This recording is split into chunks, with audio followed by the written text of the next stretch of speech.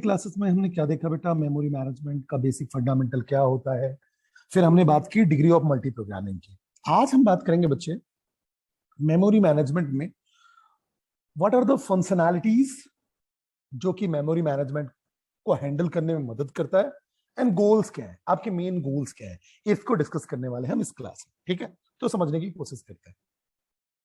अगर हम memory management की बात करें तो देखा जाए तो जो मेमोरी मैनेजमेंट है, ठीक है, is the functionality of an operating system. ये क्या है? ऑपरेटिंग सिस्टम का फंक्शनैलिटी है अगर देखा जाए तो। ठीक है, ये ऑपरेटिंग सिस्टम का फंक्शनैलिटी है जो क्या करता है, विच हैंडल्स और manages primary memory and moves processor back and forth between main memory and disk during execution. It means अगर बात की जाए तो memory management is the functionality of an operating system.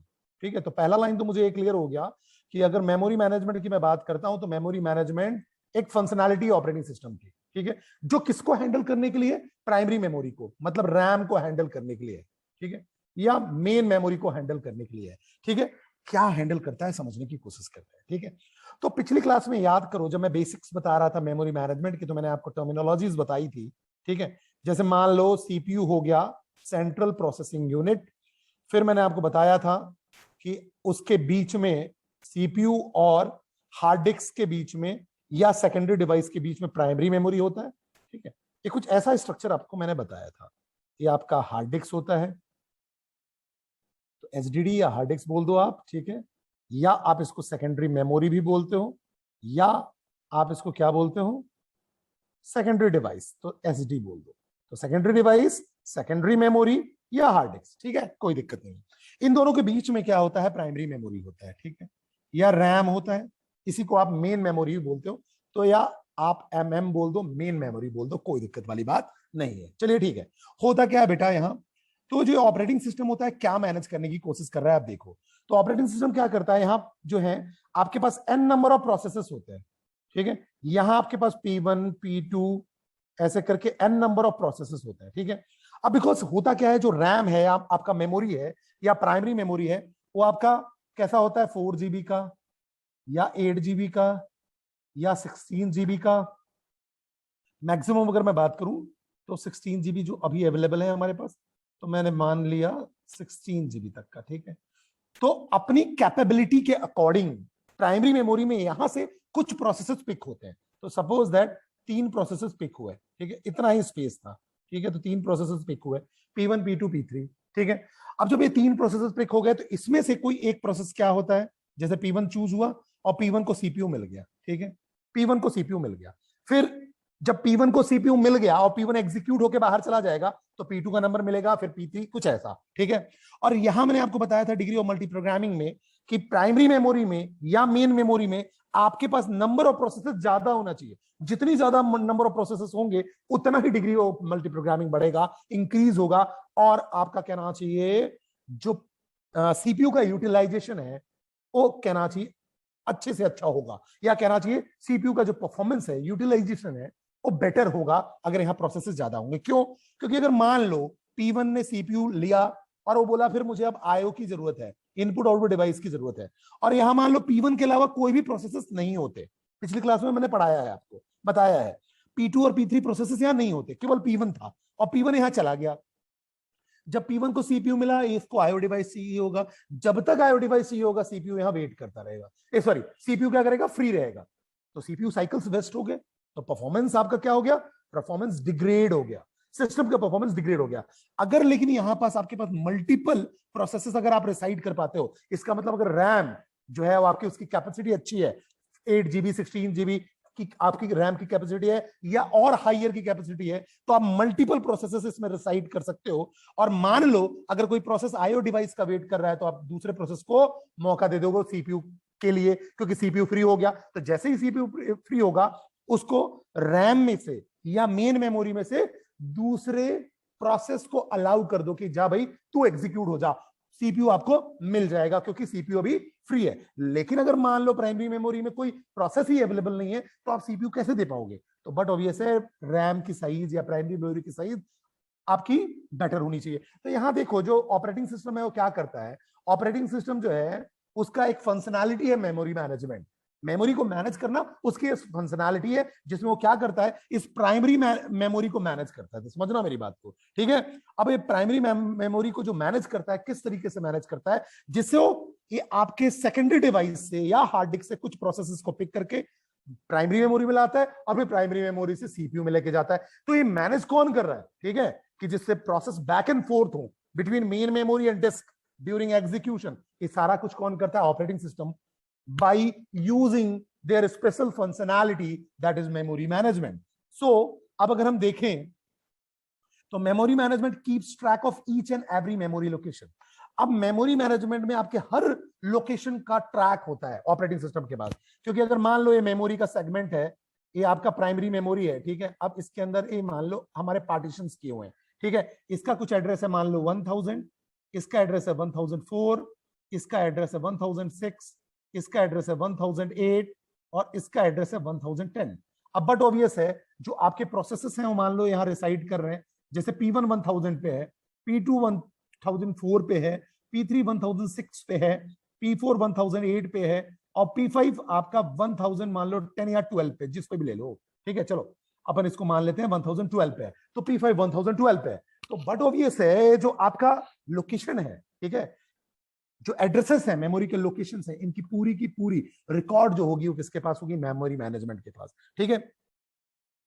अब इसमें यह भी हो सकता है कि जैसे मान लो 1012 के बाद है 1016, अब ये फ्री है, तो ए वाले तो एक्वायर्ड है, ठीक है। तो एक्वायर्ड हो, एलोकेटेड हो या फ्री हो, सभी लोकेशन की डिटेल मेमोरी मैनेजमेंट के पास होती है, ठीक है। क्यों होती है, बट ऑब्वियस है कि अगर मान लो आपके पास मेमोरी अभी फ्री है, तो आप दूसरे प्रोसेस अगर कोई आता है और या वेटिंग में है तो उसको आप अलाउ कर सकते हो। तो फ्री वाले की भी पूरी की पूरी रिकॉर्ड होती है और साथ में जो आपका एलोकेटेड है उसका भी कंप्लीट रिकॉर्ड होता है, ठीक है। फिर क्या करता है, it checks how much memory is to be allocated to processes. ये भी चेक करता है कि किस प्रोसेस को कितना मेमोरी एलोकेट हुआ है, ठीक है। जैसे कोई P1 प्रोसेसर को 3 जीबी की जरूरत थी, 3 जीबी मिला है। P2 प्रोसेस था, उसको केवल 40 MB की जरूरत थी, तो उसको मान लो 40 MB मिला, इसको मान लो 3 GB, इसको 40 MB, ठीक है, इसको 1 GB, इसको 200 MB, कुछ ऐसे जो भी रिक्वायरमेंट है, जितना उनको एलोकेट किया गया है, वो सारा का सारा डिटेल मेमोरी मैनेजमेंट के पास होता है, ठीक है। ये भी डिसाइड करता है कि किस प्रोसेस को, जो which process will get memory at time, कौन सा प्रोसेस को कब मेमोरी देनी है मुझे, ये भी डिसाइड कौन करता है, मेमोरी मैनेजमेंट करता है। किस प्रोसेस को मेमोरी देनी है, किस टाइम पे देनी है, ये भी डिसाइड कौन करता है, मेमोरी मैनेजमेंट करता है, ध्यान रखना, ठीक है। प्रोसेस की अगर बात आ जाएगी तो वहां शेड्यूलिंग आ जाएगी, लेकिन किस टाइम पे देना है तो मेमोरी मैनेजमेंट मेमोरी मैनेजमेंट की बात होगी। फिर ए भी ध्यान रखता है कि अगर मान लो प्रोसेस ने अपना एग्जीक्यूशन कंप्लीट किया, P1 कंप्लीट कर लिया, 3 GB फ्री हो गया, ठीक है, तो 3 GB को आपको किसमें कर देना है, अवेलेबल में, ठीक है। अवेलेबल में मान लो 4 GB बचा हुआ था, तो अब आपके पास 3 GB और आ गया, तो 3 GB आपने ऐड कर दिया, तो टोटल अवेलेबल कितना हो गया, 7 GB, ठीक है। तो it tracks whenever some memory gets freed और unallocated and correspondingly it update the status. It means जैसे ही कोई फ्री होता है या अपने रिसोर्सेज को रिलीज करता है, अनएलोकेट करता है, देन उसके स्टेटस को, आपको स्टेटस भी जो है उसका जो अपडेट है उसको भी ट्रैक कौन करता है, मेमोरी मैनेजमेंट करता है। Is that clear to all of you, yes और नो, बोलिए बच्चे, यहां तक क्लियर है, यहां तक बात समझ में आ गई सभी को? Yes sir. तो देखो, अब अगर हम फंक्शनैलिटी की बात करेंगे तो आपको क्लैरिटी आएगी, ठीक है। अब देखो, फंक्शनैलिटी में पहला फंक्शनैलिटी हो गया keep track of what memory is in use and what memory is free. तो देखो यहां मैंने आपको अभी बताया था कि आपके पास जो प्रोसेसेस हैं उनने कितना एलोकेट, उनको कितना मेमोरी एलोकेट हुआ है और कितना फ्री है, इसका कीप ट्रैक कौन करेगा, मेमोरी मैनेजमेंट, ठीक है। फिर allocate memory to a process when memory is free, जैसे ही मेमोरी फ्री हुई, ठीक है, और कोई प्रोसेस वेट कर रहा था, तो बट ऑब्वियस है फ्री अगर मेमोरी हो गई है तो आप एलोकेट कर दो उस फ्री मेमोरी को प्रोसेस को, and deallocate memory when they do not required, ठीक है। और क्या करना है, आपको डी एलोकेट करना है मेमोरी जब उसकी जरूरत नहीं है। इट मींस अगर आपका काम हो गया, कोई प्रोसेस था उस प्रोसेस को मान लो 3 GB मिला हुआ था, अब उसका काम हो गया, तो बट ऑब्वियस है उसको क्या कर देना चाहिए, इसको डीएलोकेट कर देना चाहिए, इसको फ्री कर देना चाहिए। ठीक है, अब अगर मैं आपको बताऊं, ठीक है, तो ये आप देखोगे हर सिस्टम का, मतलब हर ऑपरेटिंग सिस्टम का एक फीचर हो गया है। और साथ में आप प्रोग्रामिंग लैंग्वेजेस, जैसे मैं आपको बताऊं, अगर मैं सी की बात करूं, तो अगर आपने सी लैंग्वेज पढ़ा हुआ है तो वहां एक होता है सीएलओक, कंटिग्यूअस एलोकेशन, सीएलओक, एक होता है एमएलओक। ठीक है, तो सीएलओक होता है, एक एमएलओक होता है। तो ध्यान दो, सीएलओक और जो एमएलओक हम वहां कहना चाहिए सी में हम पढ़ते थे, ठीक है, वो किसके लिए होता था, रन टाइम पे या डायनेमिक मेमोरी एलोकेशन के लिए होता था। सीएलओक और एमएलओक डायनेमिक मेमोरी एलोकेशन के लिए होता था। ठीक है, तो जब आप डायनेमिक मेमोरी एलोकेट कर रहे हो तो उसको आपको डी एलोकेट भी करना है। तो ये तो आपका मेमोरी एलोकेशन के लिए था, ये दोनों मेमोरी एलोकेशन के लिए होता था बेटा, याद करना। ठीक है, अगर आपने ध्यान दिया हो, अगर आपने सी लैंग्वेज की हो तो आपको पता होगा मेमोरी एलोकेशन के लिए सीएलओक और एमएलओक हम यूज करते थे। और जब आपको मेमोरी फ्री करना होता था, ठीक है, तो आप उसको एक्सप्लिसिटली फ्री करते थे फ्री फंक्शन के यूज से।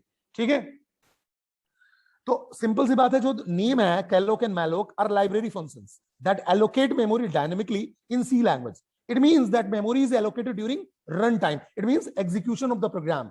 ठीक है, कहां से करेगा, फ्रॉम द हीप सेगमेंट। ठीक है, और जो मैलोक होता है allocates memory block of given size and returns a pointer of the beginning of the block. ठीक है, लेकिन मैलोक क्या करता था, doesn't initialise the allocated memory, initialise नहीं करता था। वैसे अगर हम सीएलओक की बात करें तो allocates the memory and also initialise memory block to 0।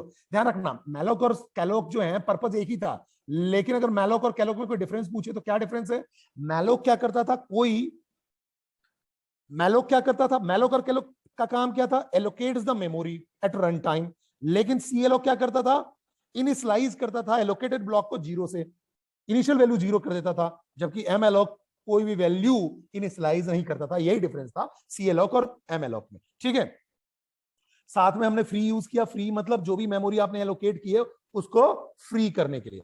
दूसरी बात करें अपन, ठीक है, तो अब अगर मैं सी प्लस प्लस की बात करूं, मतलब ये देखो हर जगह ऐसी फंक्शनैलिटी है जिसमें आप मेमोरी एलोकेशन और डी एलोकेशन की बात करते हो, जहां मेमोरी एलोकेट भी करते हो आप और डी एलोकेट भी करते हो जब काम कंप्लीट हो जाता है। तो अगर मैं सी की बात करूं, सॉरी सी प्लस प्लस की, तो सी प्लस प्लस अगर आपने पढ़ा होगा बेटा, तो सी प्लस प्लस में आप देखोगे दो हमारे पास टर्मिनोलॉजीज थी, न्यू और डिलीट, न्यू और डिलीट। ठीक है, न्यू और डिलीट हमारे पास टर्मिनोलॉजी होती थी। न्यू के थ्रू हम क्या करते थे, रन टाइम पे मेमोरी एलोकेट करते थे, ध्यान रखना, न्यू और डिलीट के थ्रू। ठीक है, न्यू के थ्रू हम करते थे एलोकेशन और डिलीट के थ्रू हम करते थे डी एलोकेशन। वहां अगर हम बात करें तो न्यू और डिलीट जो होते थे वो ऑपरेटर होते थे। New operator allocates memory to a variable. ठीक है, और सीधी सी बात है, जब आपका काम कंप्लीट हो गया तो डिलीट ऑपरेटर क्या करता था, once we no longer need to use a variable that we have declared dynamically, we can deallocate the memory occupied by the variable. तो क्या फायदा होता था कि जैसे ही आपने न्यू का यूज किया, मेमोरी एलोकेट हो गया, डिलीट करोगे तो क्या होगा, जितनी भी मेमोरी एलोकेट होती हुई थी वो फ्री हो जाएगी और दूसरे के लिए अवेलेबल हो जाएगी। जावा में बाय डिफॉल्ट अगर हम बात करें तो आप जो ऑब्जेक्ट बनाते हो उसमें ही आप देखना आप न्यू का यूज करते हो, तो वहां सारा कुछ रन टाइम पे है, वहां गार्बेज कलेक्टर भी है। ठीक है, तो वहां तो सारी चीजें जो है ना ऑटोमेटेड है। तो हर लैंग्वेज की अपनी अपनी फिनोमिना है। वैसा ही सेम हम ऑपरेटिंग सिस्टम की बात करें तो यहां भी एलोकेशन और डी एलोकेशन होता है। Means allocate memory to a process when memory is free and deallocate memory when they do not required, then managing the transfer of memory, main memory and secondary memory. ये मैंने आपको बताया transfer कैसे। अगर मैं बात कर रहा हूं सीपीयू की, ठीक है, तो सीपीयू के बीच में आपका क्या हो गया, मेन मेमोरी। अब यहां क्या हो गया, हार्ड डिस्क। तो यहां से आप क्या कर रहे हो, हार्ड डिस्क से प्रोसेसेस को पिक करके मेन मेमोरी में लाते हो और उनमें से एक प्रोसेस को सीपीयू देते हो। तो ट्रांसफर करने का भी, managing the transfer of memory भी एक किसका काम है, आपके मेमोरी मैनेजमेंट का। फिर एक टर्मिनोलॉजी और मैं समझाता हूं, जब भी आप क्या करते हो, सिस्टम को स्टार्ट करते हो, समझना मेरी बात को, ठीक है। जब आप सिस्टम को स्टार्ट करते हो तो देखो बेटा होता क्या है, जब सिस्टम स्टार्ट होता है तो सबसे पहले वो पेरिफेरल्स को चेक करता है, समझते चलना। सबसे पहले जब सिस्टम स्टार्ट होता है तो पेरिफेरल्स को चेक करता है, कीबोर्ड, माउस और भी डिफरेंट पेरिफेरल्स जो होते हैं वो सारे के सारे पेरिफेरल्स चेक होते हैं। देन बूटिंग होती है, बूटिंग आप बोलते हो ना बूटिंग। बूटिंग का मतलब ये हुआ कि जो ऑपरेटिंग सिस्टम होता है वो मेन मेमोरी में लोड होता है। मेन मेमोरी मतलब प्राइमरी मेमोरी, प्राइमरी मेमोरी आप बोल सकते हो रैम, ठीक है, चलिए अच्छी बात है। तो मैंने आपको बताया था कि किसी भी प्रोसेस को आपको एग्जीक्यूट करना है, किसी भी प्रोसेस को एग्जीक्यूट करना है, किसी भी एप्लीकेशन को एग्जीक्यूट करना है, किसी भी सॉफ्टवेयर को एग्जीक्यूट करना है, तो आप उसको कहां लाओगे? रैम के अंदर लाओगे, तभी एग्जीक्यूट हो पाएगा। तो यहां भी यही फंडा है बेटा कि अगर ऑपरेटिंग सिस्टम भी एग्जिस्टेंस में आना चाहता है, तभी तो आप जब सिस्टम स्टार्ट करते हो तो आपको ऑपरेटिंग सिस्टम का जो विंडो दिखता है, विंडोज 10 या विंडोज 8 या विंडोज 7, ठीक है। इसका मतलब ये हो गया बूटिंग आपने जो की, तो बूटिंग करते वक्त सबसे पहले आपने क्या किया? सिस्टम को स्टार्ट किया। जैसे स्टार्ट किया, पेरिफेरल्स और सारे डिवाइसेस चेक हो गए। चेक होने के बाद क्या होता है? बूटिंग चालू हुई। जैसे ही बूटिंग चालू हुआ, ऑपरेटिंग सिस्टम कहां लोड होता है? रैम में या मेन मेमोरी में, ठीक है। तो अगर मान लो ये आपका 16 जीबी का है, तो 16 जीबी में से कुछ पोर्शन तो ऑपरेटिंग सिस्टम ने ले लिया, ऑपरेटिंग सिस्टम में ले लिया, ठीक है। अगर ऐसा नहीं होता तो आप एक काम करो, अगर आपके कंप्यूटर का रैम जो है अगर हिल जाए तो आपका सिस्टम चालू ही नहीं होगा, बिकॉज ऑपरेटिंग सिस्टम लोड ही नहीं हो पाएगा रैम में। तो सबसे पहले ऑपरेटिंग सिस्टम कहां लोड होता है? रैम में। तब जाके आपका सिस्टम या विंडोज जो होता है वो आपका ओपन होता है या शोन होता है, विजिबल होता है, जिस पे आप ऑपरेशन परफॉर्म कर पाते हो। अब देखो, समझना मेरी बात को, इस एरिया को जहां ऑपरेटिंग सिस्टम होता है उसको हम बोलते हैं ओएस एरिया, ऑपरेटिंग सिस्टम का एरिया। और बाकी रिमेनिंग एरिया को हम बोलते हैं यूजर एरिया। इट मींस अगर मान लो ये 000 लोकेशन है और ऑपरेटिंग सिस्टम रिसाइड कहां तक कर रहा है? मान लो 2000 तक रिसाइड कर रहा है, ठीक है। और ये मान लो 16,000 तक है, ठीक है। तो 0 से लेकर 2000 तक वो ऑपरेटिंग सिस्टम रिसाइड कर रहा है। यहां कोई भी यूजर प्रोसेस एंटर नहीं कर सकता है, उसके लिए ब्लॉक्ड है वो, उसके लिए वो प्रोहिबिटेड है, प्रोहिबिटेड एरिया है, रेस्ट्रिक्टेड एरिया है। यूजर यहां कोई भी अपना प्रोसेसिंग या एग्जीक्यूशन परफॉर्म नहीं कर सकता है। उसको अगर परफॉर्म करना है तो 2000 से लेकर 16,000 वाले एरिया में कर सकता है, बिकॉज ये यूजर एरिया है, यही एग्जीक्यूट कर सकता है, ठीक है। तो इस एरिया को हम बोलते हैं प्रोहिबिटेड एरिया, जहां कोई भी एंटर नहीं कर सकता है। दूसरी बात, अगर यूजर एरिया में पहले से कुछ प्रोसेसेस हैं, ठीक है, तो ऐसा भी नहीं है कि अगर P1 P2 प्रोसेस पहले से रिसाइड कर रहे हैं तो इनके एरिया में भी कोई प्रोसेस जाके रिसाइड करने लगी। इसने पहले से ही एलोकेट करके रखा हुआ है, तो जब तक नहीं हटेगा दूसरे के लिए अवेलेबल नहीं होगा। तो दूसरा जो प्रोसेस आएगा उसके ये नीचे वाले ब्लॉक में, या जो वैकेंट ब्लॉक है ऊपर या नीचे कहीं भी हो जाए, मिडिल में भी हो जाए, लेकिन जो वैकेंट ब्लॉक है वहां जाके रिसाइड कर सकता है या एग्जीक्यूशन परफॉर्म कर सकता है। तो लास्ट पॉइंट इसी के बारे में बेटा, prohibiting user program to enter in others user program. हम क्या कर रहे हैं? प्रोहिबिट कर रहे हैं यूजर प्रोग्राम को दूसरे यूजर प्रोग्राम में जाने से, एंड ऑपरेटिंग सिस्टम एरिया में। मतलब user program operating system area में नहीं जा सकता, कोई भी यूजर प्रोग्राम, और यूजर प्रोग्राम दूसरे यूजर प्रोग्राम में भी नहीं जा सकता, ये भी ध्यान रखना, ठीक है। हाँ, लेकिन वो अपने यूजर एरिया में जा सकता है जहां भी अवेलेबल मिलता है। लेकिन कंप्लीटली हम अगर ओएस के एरिया की बात करें तो this is the prohibited section. Is that clear to all of you? Yes और नो? बोलिए बच्चे, यहां तक कोई डाउट? Yes sir. गुड, ठीक है। आगे बात समझते हैं। बड़ा ही सिंपल सा फिनोमेना है बेटा, ठीक है। तो बात यह आई कि गोल क्या है आपका, क्या गोल है। तो मैंने गोल की अगर मैं बात करूं तो गोल मैंने आपको बताया था कि अगर देखो ये आपका सीपीयू है, ठीक है। अब बात करते हैं, आप क्या बोलते हो कि जो मेन मेमोरी है उसमें ज्यादा से ज्यादा आप प्रोसेसेस लाने की कोशिश करते हो, ठीक है। ये आपका हो गया सेकेंडरी डिवाइस, ठीक है। हार्ड डिस्क मान लो। अब आप क्या करते हो, यहां तो n नंबर ऑफ प्रोसेसेस रह सकते हैं, क्यों? क्योंकि हार्ड डिस्क की कैपेसिटी तो आपके पास बहुत ज्यादा है, 1 terabyte, 2 terabyte, 3 terabyte, 5 terabyte, there is not any issue. लेकिन मेन मेमोरी, अगर अभी के कंप्यूटर की बात करें, मैं लेटेस्ट कॉन्फ़िगरेशन की बात करूं तो चलो 16 जीबी तक मान के चल रहा हूं अवेलेबल है। तो मैं कोशिश क्या करता हूं, जो मेरे पास अवेलेबल मेमोरी एरिया है उसके बेस पे यहां प्रोसेसेस मैक्सिमम हो, यहां प्रोसेसेस मैक्सिमम हो, ठीक है। अगर मान लो केवल एक ही प्रोसेस होगा तो क्या दिक्कत थी? पिछली क्लास में मैंने बताया था, डिग्री ऑफ मल्टी प्रोग्रामिंग।